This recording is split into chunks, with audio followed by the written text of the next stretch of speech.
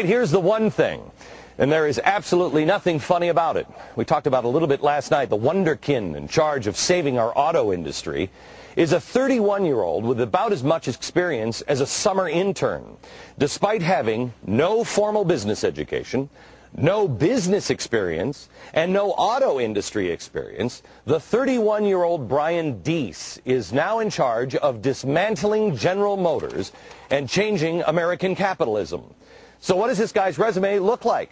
I mean, it should be impressive considering he is managing America's $450,000 per day in voluntary investment. Well, Deese grew up in a Boston suburb, son of a political science professor at Boston College. He then moved to Vermont and attended Middlebury College, where he studied political science. He also took time there to host a campus radio show called Bedknobs and Beatniks, described in one write-up as a format of music, news, discussion, and banter. He graduated college in 2000, and then it was on to a pair of non-profit think tanks, the Center for Global Development, and then he went right to the Center for American Progress, which is run by the former Clinton Chief of Staff John Podesta and financed by, guess who? We see him again, George Soros. Eventually, Deese went on to Yale for a law degree, but with a few credits short of graduating, he went on leave to work on Senator Hillary Clinton's presidential campaign, quickly becoming her top economic policy staffer, which, really? Last summer, Deese moved to the Obama campaign as Deputy Economic Policy Director. And just before his current gig, he served on Obama's transition team as an economic advisor. He was apparently the only full-time member of the auto task force from election night until about Valentine's Day, which Deese says was, quote, a little scary. Really?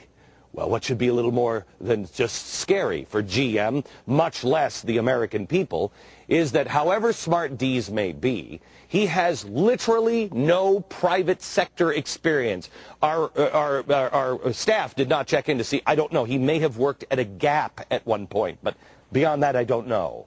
He is not formally trained in economics or business, and according to the New York Times, he, quote, never spent much time flipping through those endless studies about the nature of American and Japanese auto industries. Oh. In fact, until a few months ago, the closest he came to an automobile plant was sleeping in a GM parking lot where Pontiac G5s have been made since the plant's 1960s heyday. By the way, thanks to Deese's plan, there will no longer be a Pontiac. This is what one of those uniquely qualified geniuses, handpicked by President Obama, looks like.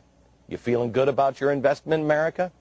With only 1 out of 5 Americans supporting this ridiculous auto bailout in the first place, I wonder what kind of support there is for the inexperienced Brian Deese to tinker with the auto industry and change capitalism. Those are not my words. Those are the words of the New York Times. I'm not an economist, but like Deese, I am on leave from Yale University. So I guess that makes me uniquely qualified to take a guess at the number. 0. Which ironically is just a hair less than what GM stock is worth now.